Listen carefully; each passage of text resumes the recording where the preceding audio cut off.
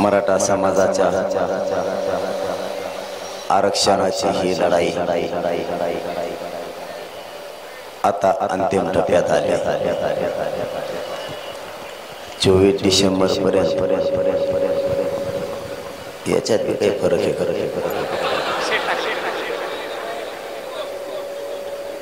अवघडच कार्य करू का सुरू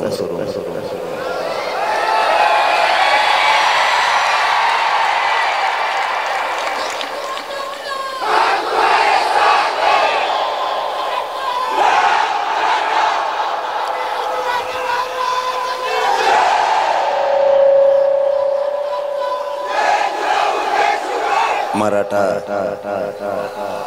आरक्षणाची लढाई आता अंतिम टप्प्यात आली। डोळ्यासमोर आपले लेकरं ठेवा। तुम्हाला माझी हात जोडून विनंती आहे, डोळ्यासमोर लेकरं ठेवा।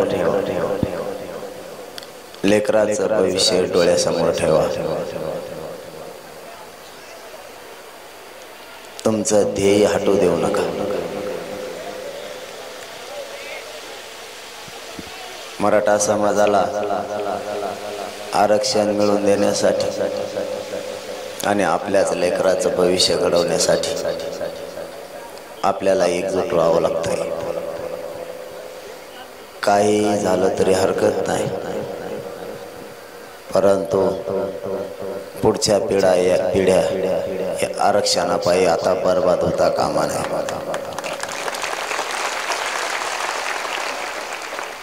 तुमच्या माजलगावसह बीड जिल्हा आणि संपूर्ण महाराष्ट्र सगळ्याच लोकांना खोट्या केसेस भोगल्यात।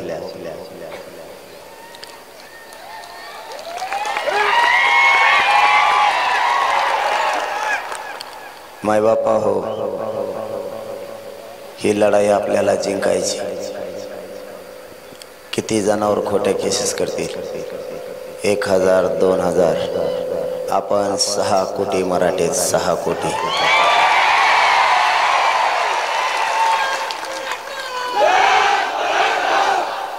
कोणचा नेता मराठ्यांच्या पोराला गुतवतोय, कोणचा अधिकारी मराठ्यांच्या पोराला गुतवतोय, हे मराठ्यांच्या पक्क लक्षात आहे।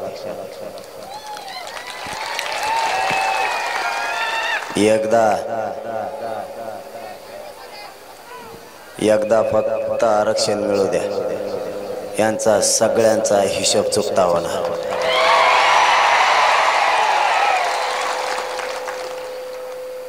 मराठा जर एकदा बोलला, माग सरकत नाही। हिशोब होणार। आपल्या लेकराचा कल्याण होईपर्यंत त्रास सहन करा, त्यानंतर त्यांची गाठ सुद्धा आपल्या सोबत आहे।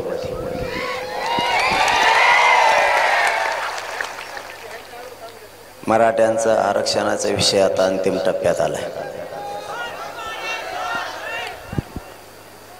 आरक्षणाचा टप्पा आणि मराठा आरक्षणाचा विजय अंतिम टप्प्यात आलाय। तुम्हाला माझी कळकळीची विनंती, एकजूट फुटून देऊ नका। राजकीय नेते आपल्यात गैरसमज करतील, आपल्यात संभ्रम निर्माण करतील। संभ्रम निर्माण होऊ देऊ नका, कारण इथं तुमच्या लेकराच्या अस्तित्वाचा प्रश्न आहे। आपण सगळ्या पक्षाच्या नेत्याला मोठं केलं, आज आपल्या लेकराला गरज लागली, कोणी मदतीला यायला तयार नाही, हे लक्षात असू द्या। ज्यांना आपण मोठं केलं ते आपल्याशी बेईमान झाले, आपल्या लेकराच्या मदतीला यायला कोणी नाही राहिलं। आपली लढाई आपल्याच गोरगरीब मराठ्यांना लढावी लागणार आहे।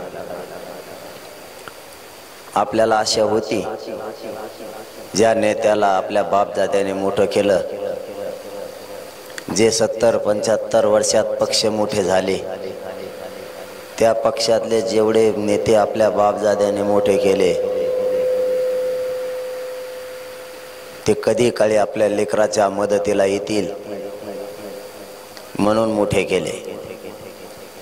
आज त्यांना आपल्या गोरगरिबाच्या जीवावर आपणच मोठं केलं म्हणून त्यांना पैशाची इतकी मस्ती आली की त्यांना गोरगरीब मराठ्यांचे लेकरं सुद्धा दिसायला तयार नाही. मराठ्यांनी जर मनावर घेतलं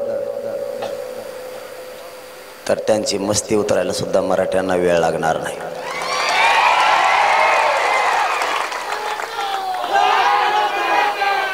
जे आपल्या मदतीला आले नाहीत त्यांची मस्ती मात्र 100% उतरायची विसरून जाऊ नका. आता विसरायचं नाही. 70 वर्ष आपण त्यांना मोठं केलं. आपल्या लेकराला मोठं कोण करणार?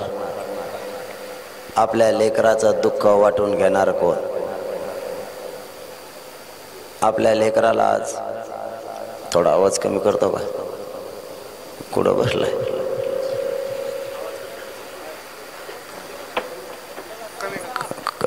ते जरा खणकत आहे जास्त. या नेत्यांना आपल्या बापजाद्यांनी खूप मोठं केलं.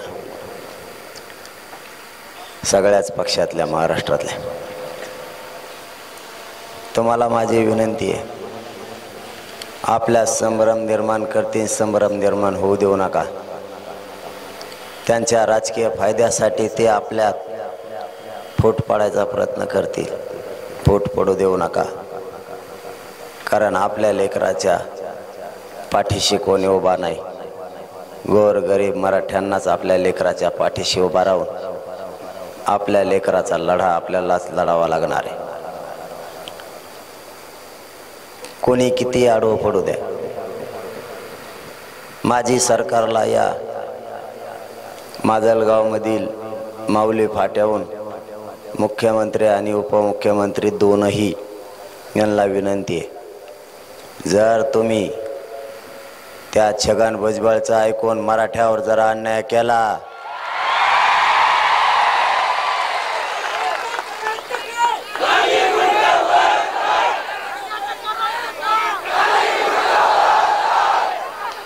तर सरकारला सुट्टी नाही. गोरगरिबांच्या लेकराच्या अन्नात माती कालवण्याचं काम तो छगन भुजबळ करतो. त्याला थांबवा. कुऱ्हाडीची, कोयत्याची आणि जाती जातीमध्ये तेढ निर्माण करण्याची भाषा तो बोलतोय. मायबाप मराठ्यानो, तुम्हाला माझी विनंती आहे, त्याचं स्वप्न आहे जाती जाती तेढ निर्माण झाला पाहिजे.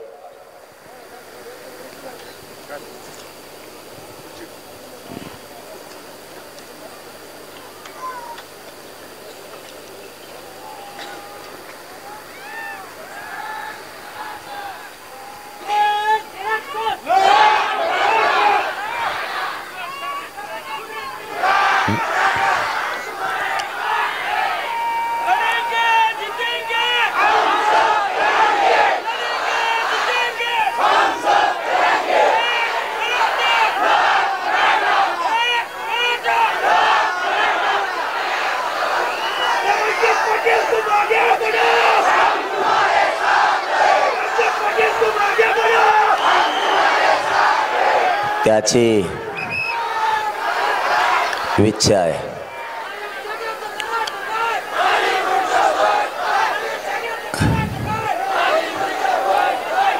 मराठा समाजात आणि सामान्य ओबीसी बांधवात भांडणं लावायची, हे त्याचं स्वप्न आहे.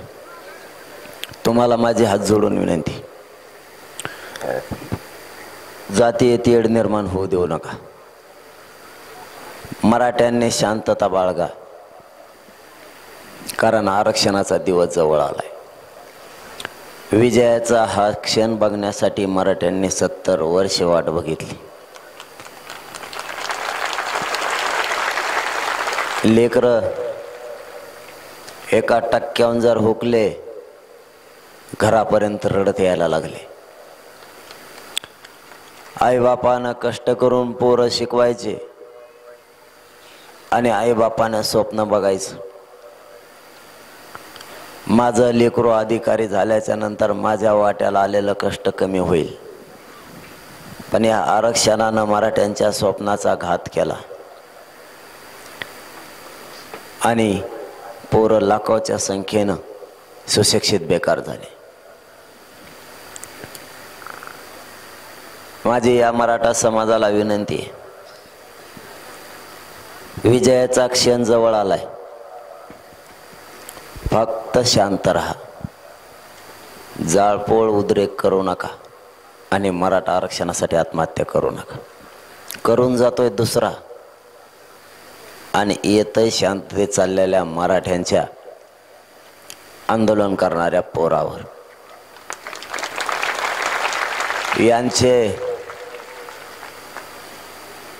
यांचे कार्यालय यांनीच जाळले एकामेकाचे.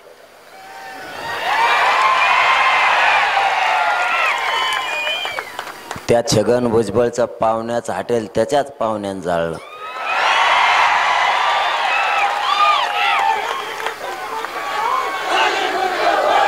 आणि नाव मात्र आणि बदनाम आंदोलन हे मराठ्यांचं केलं.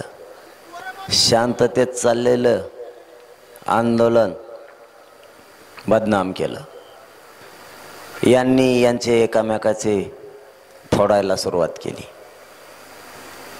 घुसखोरी यांनी केली आणि डाग मराठ्यांना लावला. त्याचं स्वप्न इथून पुढचं आहे तेही तुम्हाला लगेच सांगतो. याला माहीत झालंय मराठे ओबीसी आरक्षणात गेले, हे याला पक्का माहीत झालंय.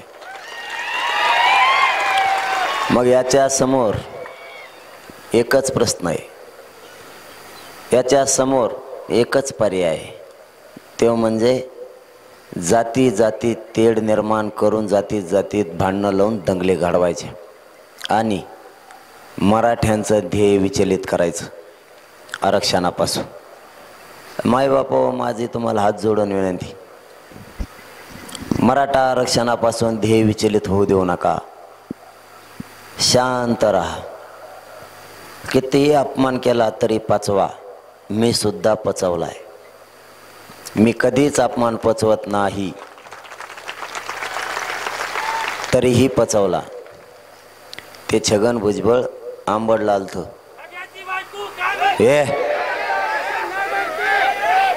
हे बघा, बाकीचं ठीक आहे, परंतु माता माऊली ही माता माऊली. आपल्यावर संस्कार मराठीच्यात, महिलाचा आदर करायचा. आणि त्याला नीट करायला मी पक्का आहे, काही टेन्शन घेऊ नका तुम्ही. माझी आत्ता तब्येत या 2-4 दिवसात मला फक्त साथ द्या ना, नाही तर मी समर्थ आहे त्याला नीट करायला. तुम्ही काळजी नका करू तिची. हे 17 दिवस पहिलं उपोषण चाललं आणि नंतर 9 दिवस. त्यामुळं मायबापा हो, माझं शरीर मला सध्या साथ नाही देत. मी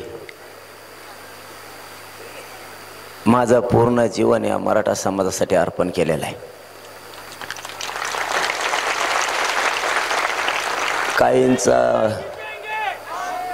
काहींचं म्हणणं आहे की आधी कुटुंब आणि मग समाज. माझं उलट आहे, आधी समाज आणि मग कुटुंब. मी आज जवळपास 4 ते 5 महिने झाले आणखीन घराचा उंबराही चढलो नाही, चढणार सुद्धा नाही आरक्षण मिळेपर्यंत. त्यामुळं महिलांच्या बाबतचं नाही बोलायचं आपण, कारण आपल्यावर स्वराज्याचे संस्कार आहेत, छत्रपतींचे संस्कार आहेत. त्याला नीट करायला आपण मराठे कमजोर नाही आहेत, समर्थ आहेत. फक्त त्यांचा गैरसमज झालाय, तो निघाला तर बरं होईल. त्यांना असं वाटतंय की मराठा यांच्यात आपण फूट पाडू. पण त्यांच्या हे डोक्यात नाही, त्यांचा गोड गैरसमज निघाला तयार नाही की पूर्वीचा मराठा आता राहिला नाही. स्वतःच्या लेकरासाठी करोडोच्या संख्येनं महाराष्ट्रातल्या कानाकोपऱ्यातला मराठा समाज एकत्र आलाय. तो आता आरक्षण घेऊनच थांबणार हे कोणालाही मानणार नाही. मराठा समाजानं ज्यांना मोठं केलं त्या नेत्याला सुद्धा पायाखाली तोडवायला मराठी कमी जास्त मागं पुढं बघणार नाहीत. आमच्या लेकराचं वाटोळं होताना आम्ही डोळे देखता नाही बघू शकत. आम्ही उघड्या डोळ्यानं आमच्या लेकरावर होणारा अन्याय नाही बघू शकत. मायबापा यांनी मला दुश्मन मानायला सुरुवात केली. मी अशी काय चूक केली की हे मला दुश्मन मानायला लागले. मी मराठा समाजाच्या लेकरांसाठी आरक्षणाची मागणी केली. मी मराठा समाजाच्या लेकराच्या वेदना मांडल्या. मी मराठा समाजाचं लेकराचं 1% जर हुकलं तर आयुष्य उद्ध्वस्त व्हायला लागलं हे मांडलं. कायदेशीर मार्गानं मराठ्याला आरक्षण मिळतंय ते मागितलं. माझा प्रॉब्लेम एवढाच आहे, मी त्यांना मॅनेज होत नाही आणि पद पण घेत नाही. तुम्ही जर यामुळं मला शत्रू मानत असाल तर मी तुम्हाला भेट सुद्धा नाही आणि मोजीत सुद्धा नाही.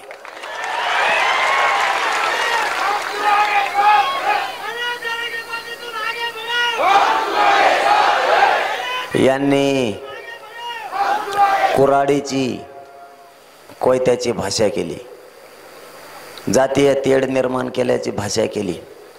तुम्ही फक्त शांत राहा. यांना माहीत नाही हो मराठ्याच्या हातात सुद्धा दंडुके असतात म्हणून. पण आम्हाला ते करायचं नाही, कारण आमच्या लेकरांना 70 वर्षे आरक्षणाची वाट बघितली आणि आता कुठं विजयाचा क्षण जवळ आलाय.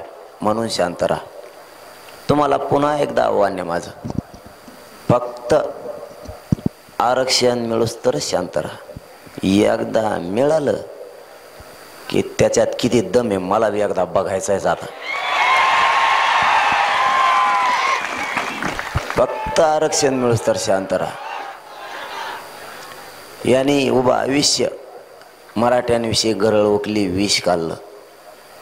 मराठ्यांच्या लेकराच्या तोंडाला आलेला घास यांनीच याच्यात विष घालायचं काम केलं. मुख्यमंत्री आणि 2 उपमुख्यमंत्र्याला या मावले फाट्याहून माजलगावातून माझा जाहीर शेवटची विनंती आहे. त्याचं ऐकून जर तुम्ही मराठ्यांवर अन्याय केला तर तुम्हाला पुढचं आंदोलन जड जाईल हे लक्षात ठेवा. तुम्ही त्याचं ऐकून आमच्या गोरगरिबाच्या पोरावर केसेस दाखल करायला लागलात, खोटे गुन्हे दाखल करायला लागलात, याची किंमत तुम्हाला मोजावी लागणार आहे. तुम्ही 24 डिसेंबरपर्यंत आरक्षण जाहीर करू म्हणलात, जर तुम्ही नाही केलं तर मग मात्र तुमची फजिती खूप होणार आहे, हेही तुम्ही लक्षात ठेवा. कारण त्या छगन भुजबळने बोलायचं आणि आम्ही सहन करायचं असं होणार नाही. आम्हालाही नाविलाजानं जशाच तसं उत्तर द्यावं लागेल याची सरकारने काळजी घ्या. कारण तो वय झाल्यामुळं कुंकडं बरळतोय सध्या. त्याला सध्या सुचत नाही, त्याला खाल्लेलं पचाना बी. जेलमध्ये कांदे खातो म्हणला वा कांदे खातो, काय मग गोनी भरी एकटाच. काय बोलावं कळत नाही, आपलं वय काय झालं काय नाही. मला म्हणतो त्याला काय माहीत, मय केस कशाने पांढरे झालेत, म्या 13 वर्ष सामाजिक काम केलं म्हणून मग केस पांढरे झाले. आणि टकोऱ्यावर हात फिरत आणि टकोऱ्यावर एक बी केस नाही. येडपट सगळ्या दुनियाचं. त्याला काय बोलावं वयाने कळाना. आपण घटनेच्या पदावर बसलो, आपण कायद्याच्या पदावर बसलो. 40-45 वर्ष आपल्याला प्रशासनाचा अनुभव आहे. आपण कायदा पायदळी नाही तुडवला पाहिजे याची काळजी त्याने घ्यायला पाहिजे. कारण ज्या माणसानं संविधानाची शपथ घेतली ना, त्याच्याकडं राज्याचं पालकत्व असतं. त्याला एका जातीकडून नाही ओढता येत, पण हे एका जातीकडून ओढतं. ओबीसी मध्ये ज्या छोट्या जाती आहेत त्यांना सुद्धा हा खाऊन देत नाही. बरं झालं धनगर बांधव आणि वंजारा बांधव यांच्यापासून वेगळे झाले आणि त्यांनी NT आणि VJNT मध्ये आरक्षण घेतलं नसतं, त्यांना सुद्धा याने खाऊन दिलं नसतं. यांच्यातल्या 47 जाती छोट्या छोट्या बाहेर पडायच्या म्हणायला लागल्यात. त्यांचं सरळ म्हणणं आहे, हा आम्हाला आरक्षण खाऊ देत नाही आणि महामंडळ ओबीसीचं सुद्धा खाऊ देत नाही. एकटा 80% महामंडळ खातो तरी काय काय याची यालाच माहीत. खातो तर असं याला सुचत सुद्धा नाही काय खावा ती. ह्या वयात पचत नसतं, लय बाऱ्या जावं लागतं.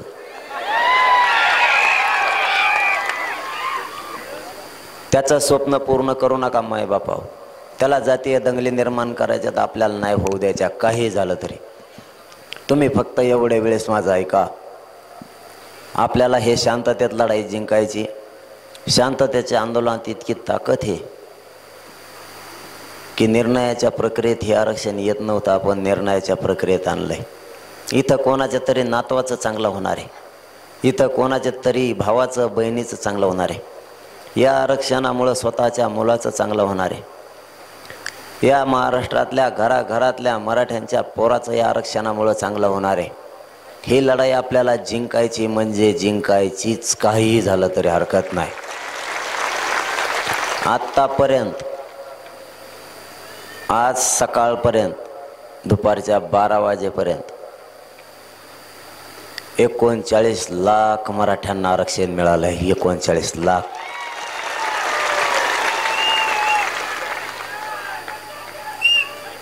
एवढ्या नोंदी सापडल्यात. आता सरकारचं आपलं असं ठरलेलं आहे, महाराष्ट्रातल्या सरसकट मराठ्यांना आरक्षण देण्यासाठी, सरसकट महाराष्ट्रातल्या मराठा समाजाला आरक्षण देण्यासाठी याच नोंदीचा अहवाल घेऊन 24 डिसेंबरपर्यंत कायदा पारित करायचा आणि महाराष्ट्रातल्या सरसकट मराठ्यांना आरक्षण द्यायचं असं सरकारचं आपलं ठरलेलं आहे.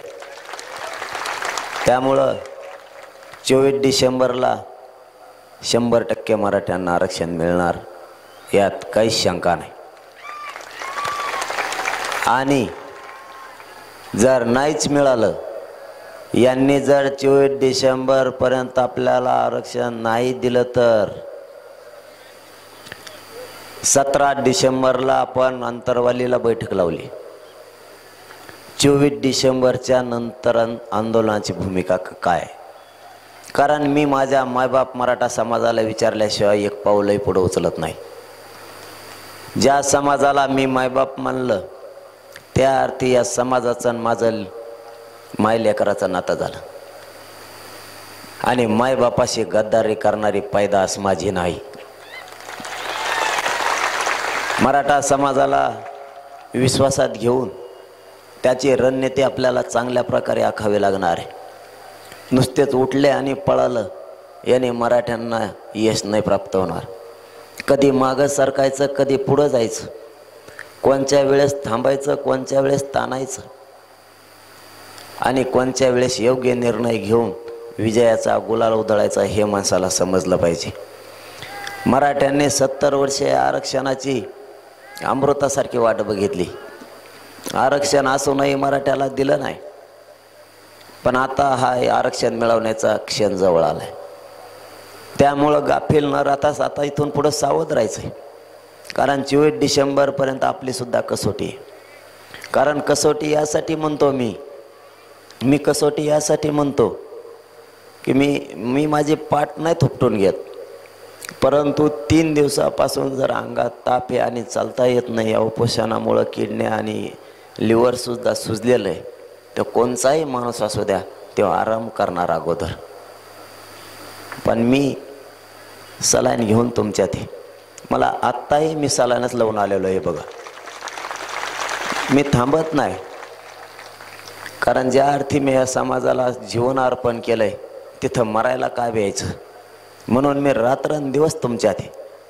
मी तुमच्यात जागृती करतोय, तुम्हाला शांततेचं आवाहन करतोय. अशी संधी आपल्या लेकराला पुन्हा नाही येणार. या संधीचं आपल्याला सोनं करायचं आणि आपल्या लेकराला एवढ्या वेळेस आयुष्याची भाकरी, आयुष्याचं आरक्षण द्यायचं, एवढंच काम करायचं. म्हणून जातीपेक्षा मोठं नेत्याला नका मानू, आपल्या लेकराला मोठं माना आणि त्याच्यासाठी प्रयत्न करा. ही लढाई जिंकल्याशिवाय आपल्याला नाही मागं हटायचं. मराठ्यांच्या कोणाच्या तरी घरात आता आरक्षण जायला सुरुवात झाली. सरसकट घेण्यासाठी आपल्याला 24 डिसेंबरची वाट बघायची. 17 डिसेंबरला महाराष्ट्रातल्या सगळ्या स्वयंसेवकानं, आयोजकानं साखळी उपोषण करते, आमरण उपोषण करते.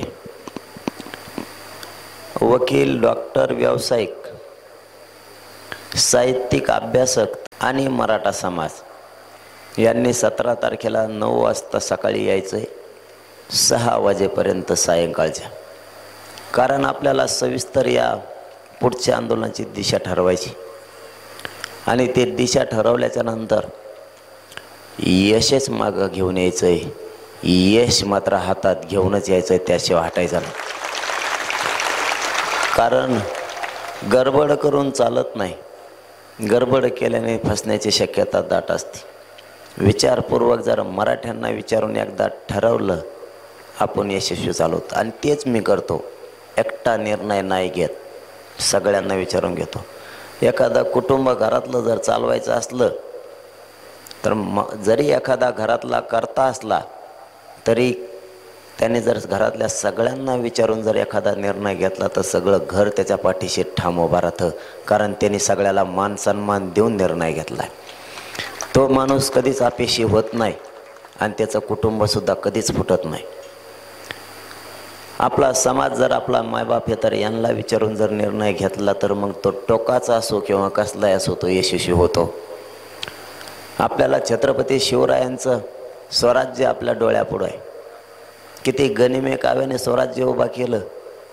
कुठं मनगटाचा वापर केला, कुठं बुद्धीचा वापर केला, कुठं शक्ती वापरली, कुठं नाही वापरली. कुठं एकच मावळा पाठवला तर कुठं फौज पाठवली. फौज पाठवली कशी, वापस आली कशी, विजय मिळवायचा कसा, याच्या सगळे मूलमंत्र आणि सूत्र छत्रपती यांच्या विचारात आहे. त्यामुळे आपण विचार करताना सारासार सगळा विचार करायचा. देशात आंदोलनं झाले किती, कोणचे आंदोलन यशस्वी झाले, महाराष्ट्रात आंदोलनं झाले किती, ते किती यशस्वी झाले, त्यातले कोणचे फसले, देशातले कोणचे आंदोलन फसले, ते कशामुळं फसले. कोणी नेत्याला जवळ केलं म्हणून आंदोलन फसलं, कोणी नेत्याला जवळ केलं म्हणून त्याचं आंदोलन यशस्वी झालं. जनता मागं आली तरी काय यशस्वी झाले नाही, किंवा जनता न येता काय यशस्वी झालं, याचा सगळा सारासार विचार करून कोणाचं आंदोलन कोणामुळं फुटलं, कशाच्या आमिषावर फुटलं, फोडलं कोणी, जवळच्याने फोडलं की लांबच्याने फोडलं, याचा पूर्ण अभ्यास करून आपलं हे 2023चा मराठ्यांचं आंदोलन सुरू आहे म्हणून यशस्वी झालं आहे. याला अपयश येऊ शकत नाही. याला छत्रपती एकूण देशातल्या सगळ्या आंदोलनाचा विचार याला जोडला आहे. आणि याला दुसरी जोड दिली छत्रपती शिवरायांच्या गनिमी काव्याची आणि स्वराज्याची, म्हणून हे आंदोलन यशस्वी व्हायला लागलं आहे. मला खूप षडयंत्र टाकून डावात फसवण्याचा प्रयत्न यांनी केला. यांनी मला शत्रूही मानलं, मी मॅनेज होत नाही म्हणून. कारण ज्या समाजाला आता मायबाप म्हणलं त्यांच्याशी गद्दारी आपण नाही करू शकत. यांनी जितके डाव टाकले तितके उधळून टाकायचं काम केलं. आणि तुम्हाला मायबाप हो सांगतो, हे माझं काहीच करू शकत नाहीत, काहीच करू शकत नाहीत. कारण माझ्याजवळ करण्यासारखं काहीच नाही. माझ्या घरावर सिमेंटाचे पत्रे, ते भंगारासुद्धा ऐकत नाहीत. ते मग काहीच करू शकत नाही. मला त्यांनी इतके डाव टाकले, पण आपण सगळे उधाळले. तुमच्या पायाला हात लावून माझी तुम्हाला एक विनंती, कारण मी जसं जसं बोलन तसा तसा मला त्रास व्हायला लागला. मला डॉक्टर सुट्टी पण देत नव्हते, पण मी म्हणलं आता समाज माझा थांबलाय, समाज मोठा आहे, मी नाही. मला समाजाचा आशीर्वाद घ्यायला जायला लागणार आहे. तुम्ही सुट्टी द्या, मात्र इथून मी संभाजीनगरला जाईल हॉस्पिटलला, पण मला आत्ता मात्र सुट्टी द्या. मी सकाळपासून तसाच तुमच्यात आहे, कारण मी समाजापेक्षा माझ्या तब्येतीला नाही किंमत देत आणि देणार सुद्धा नाही. हा शब्द आहे माझा तुम्हाला. फक्त तुमच्या पायाला हात लावून तुम्हाला एक विनंती आहे माझी, काहीही झालं तरी आपल्यात फूट नका पडून देऊ. राजकारणी त्यांच्या फायद्यासाठी आपल्यात फूट पाडतील, फूट पडू देऊ नका. मला बोलायला त्रास होत असूनही मी तुमच्यात आलोय, कारण आपण आपलं अंतिम ध्येय या गोरगरीब मराठ्यांच्या लेकराला आरक्षण देऊन त्या गोरगरीब मराठ्यांच्या पोराच्या चेहऱ्यावर आनंदाने हसू बघायचंय. बस आपलं एवढंच स्वप्न आहे. माझी तुमच्याकडे एकच विनंती आहे, राजकारणी लोक त्यांच्या फायद्यासाठी तुमच्यात फूट पाडतील, फूट पडून देऊ नका. जर तुम्ही मतभेद करून फूट पाडली, तुमच्याच लेकराचं वाटोळं होणार आहे. पुन्हा 10-15 पिढ्या वायाला जाणार आहेत. नेत्याला मोठं करणारे आपण आहेत, तेव्हा आपल्याला मोठं करणारं नाही. कोणी काय 100 रुपयाचं तेल मीठ आपल्याला घेऊन देत नाही, आपलं आपल्यालाच करावं लागतं. आपले लेकरं मोठं करण्यासाठी एकजूट राहा, त्यांना जवळ करू नका. आणि जो नेता मराठा आरक्षणाच्या बाजूनं जाहीर बोलल तेव्हा आपला, बाकीच्यांना पायाजवळ सुद्धा उभा करू नका. आपल्या लेकराचा नाही तो कोणाचाच नाही, ह्या भूमिकेवर ठाम राहा. आणि दुसरं एक काम सांगतो तुम्हाला, महिलांनी महिलाची जागृती करा. गावागावात जाऊन गावाचे गाव पिंजून काढा. या माजलगाव आणि या माऊली फाट्याच्या परिसरातले शेकडो गाव पिंजून काढा. जर 24 डिसेंबरपर्यंत आरक्षण नाही दिलं आणि आपल्याला जर कधी काळी आंदोलन करायची गरज पडली, तर या माजलगाव आणि माऊली फाट्याच्या परिसरात 20 किलोमीटरवर मराठ्याला उभा राहायला जागा नाही राहिली पाहिजे. एवढ्या ताकदीने एकत्र आहे. घराची घरं मावल्या हो जागे करा. घराघरात जाऊन, गावागावात जाऊन महिला जाग्या करा. तुम्ही शेतात काम करता, तुमचे लेकरं मोठे व्हावेत म्हणून. या आरक्षणामुळे सुद्धा तुमचेच लेकरं आयुष्यभर मोठे होणार आहेत. ते अधिकारी बनणार आहेत, सावलीत बसणार आहेत. तुमचं कष्ट कमी करायचं असेल तर लेकरं मोठे झाल्याशिवाय तुम्हाला पर्याय नाही. त्यामुळे आरक्षणातून तुमचे लेकरं मोठे होणार आहेत.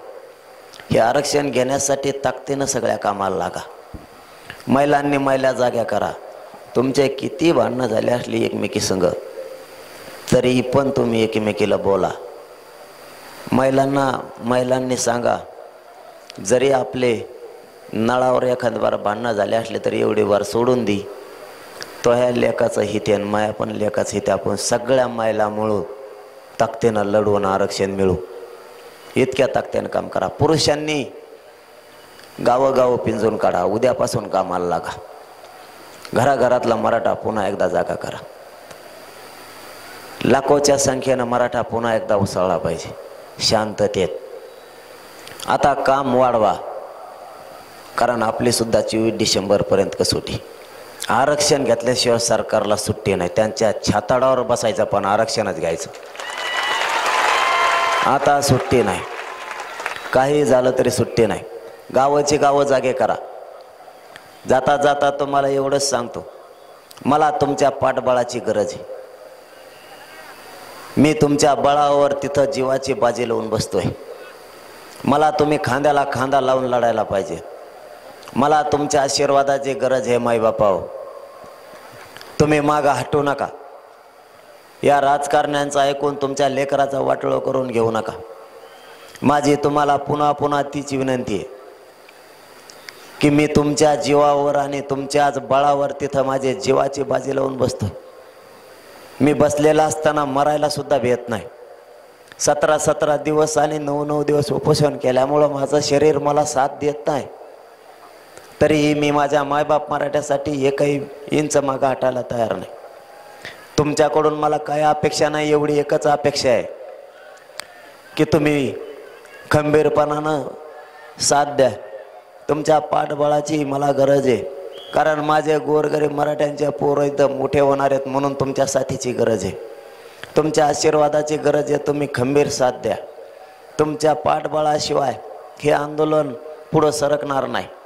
मी तुम्हाला जाता जाता एक शब्द देतो, माझा जीव जरी गेला तरी या महाराष्ट्रातल्या मराठा समाजाला आरक्षण मिळवून दिल्याशिवाय हा तुमचा मुलगा 1 इंचही मागं हटणार नाही, हे शब्द तुम्हाला देतो आणि थांबतो। जय जिजाऊ।